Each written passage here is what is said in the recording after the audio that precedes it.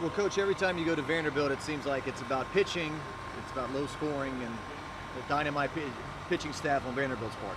Well, they always do, Jacques. They have an amazing system there that they recruit, great arms and always have a deep and talented pitching staff. You look through the years, David Price and Sonny Gray and just on down the list.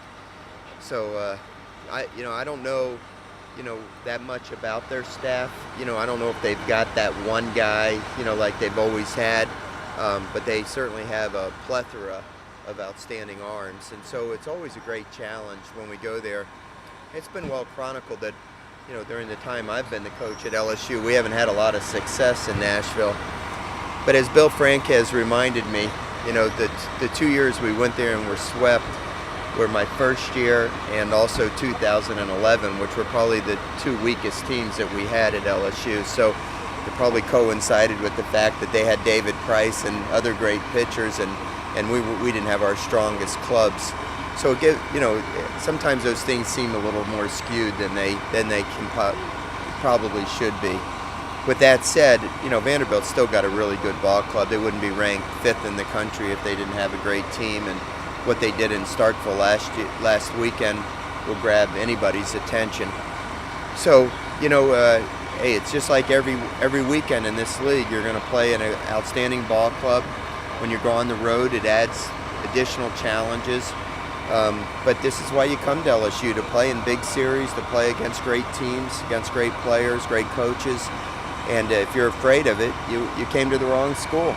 You have to embrace these kind of things. And for whatever reason, we've been a pretty good road team during my tenure here at LSU. Bill Franques could give you the stats, but I think we've won actually the majority of our series on the road. So that doesn't mean we're going to win this weekend. It just means that we're not afraid. We're going to go there and we're going to challenge them. We're going to do the things that we do and be confident, and we're going to go after them, and hopefully we can have some success. A lot of young guys making that first SEC road trip. How do you prepare them for that? Yeah, that is true. James, thanks for reminding me of that. You just made me a little more nervous. We went to Southeastern and we went to Lafayette to play the Cajuns, and those two environments were very similar to what we'll find at Vanderbilt. In fact, they both were artificial turf fields and packed houses and that type of thing. So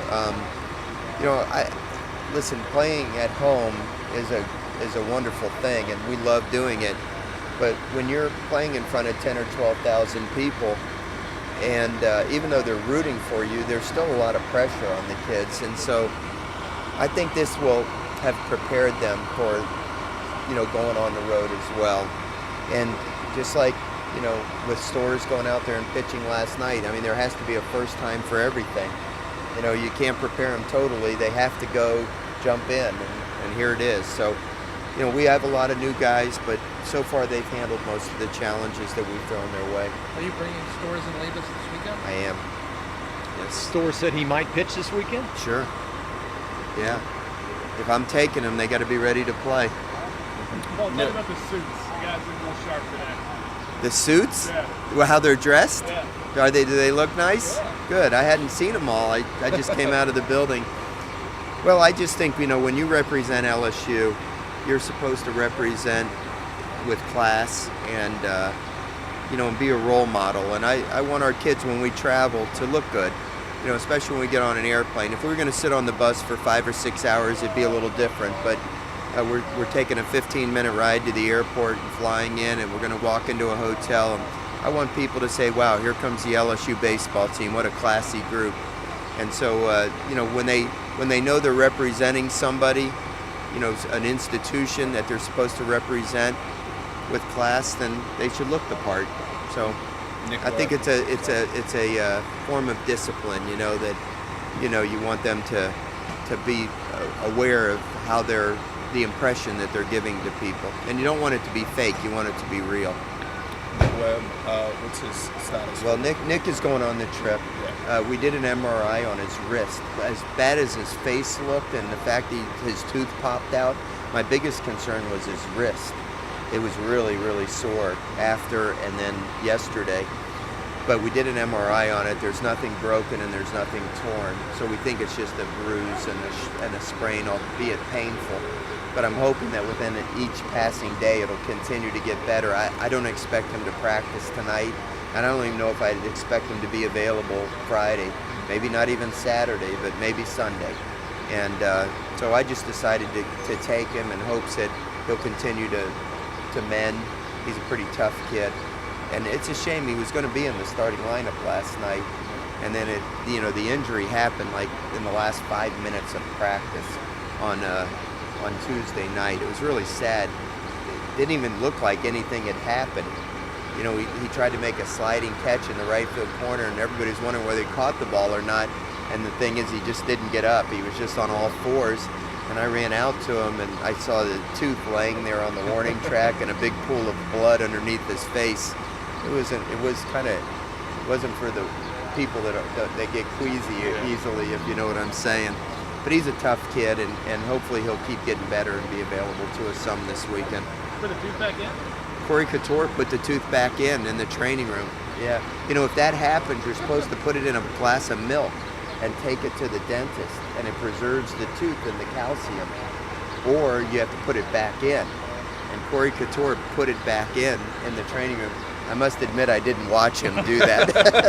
That's the part where you turn away? But Corey, I tell you, Corey is an amazing trainer. He just handled it and took care of it and probably saved the kid's tooth for him. This is you talk about the team rounding into shape and the people you can depend upon kind of showing themselves. Last night's bullpen effort, 4 guys. Well, I think those are guys that you can see that we can count on. I thought they were all terrific last night. They charged the mound and were very aggressive and pounded that strike zone and dominated the game at the end. And that's what you got. That's what you want to see. We didn't have to use Bain, of course, in the 9th inning, and I thought Todd Peterson threw the ball well also. And of course we can count on Bain. So. And there were other guys that will be taken this weekend that I think we can count on that can do a good job as well. So I'm feeling more and more confident about our pitching with each passing day. There's going to be hiccups along the way. But, if you look at the Missouri series, if you take out that 8th inning that was an absolute disaster, I think we shut them out in 21 out of the 27 innings or something like that. So we were pitching pretty well for most of the weekend. We just had that one bad inning.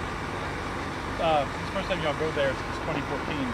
Obviously, with a 30-game SEC schedule, it's not possible to play everyone every year. Right. Was there anything you would change about it if you could? The schedule? Yeah. I've proposed it every year when I go to the meetings to play everybody. I wish we'd play a 39-game conference schedule. Yeah, and then you'd have a true champion. Everybody's played everybody, but now you don't play 3 teams. And, You didn't play them last year. We didn't play Vanderbilt last year, and this year, some years it probably works as an advantage. Some other years it may not be an advantage. The years that you think it's an advantage, it doesn't end up being one, and vice versa. You got to play the games. You got to play the teams, and everybody in our league is good, and every road place is a challenge. I wish we could play everybody, but I don't make the rules, so we just play who they tell us to play. You ever get any support in the room, or not much? Usually only a couple of coaches. Most of them don't want to do that. They'd rather have non-conference games and Some people are probably worried about getting in the tournament. It's what makes it harder to get in the tournament. Yeah, probably. I don't know. I'm not smart enough to figure out exactly what you have to do from an RPI standpoint, wins and all that kind of stuff. And maybe at this point in my career, I'm a little more bold than some young coaches trying to make his way. I don't know. But I just hate not playing everybody. I just think when we added Texas A&M and Missouri, I didn't like it when there was one opponent that we didn't play, and you didn't play them for a 2-year period, and now you don't play 3 different teams in a given year. So, hey, it is what it is.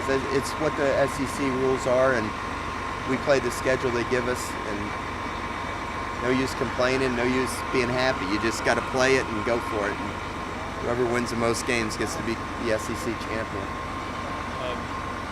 What does Hess bring to the team when he's pitching the way he is on Friday nights and giving you guys like that true release? Luke, when I think back, I was just talking to the ESPN guys that are covering the games this weekend, and it's almost like a distant memory that the biggest question going into the season really was, can Zach Hess make the move to being a starting pitcher? And then Chris Burke, one of the announcers, says, geez, you look like a genius. You know, he had a terrible start his first game, and you moved him from game 2 to Friday night. And I said, it wasn't really a genius move. What it was reality. He's either going to be an outstanding Friday night starter in the SEC, or he's going back to the bullpen. So there's nothing in between. Let's find out what he is. And just tell him I'll call him back, okay? You know, and I think what Zach has done the last 4 weekends, has it been 4 now? Yeah, the last 4 weekends, has proven that he can be a Friday night starter in the Southeastern Conference.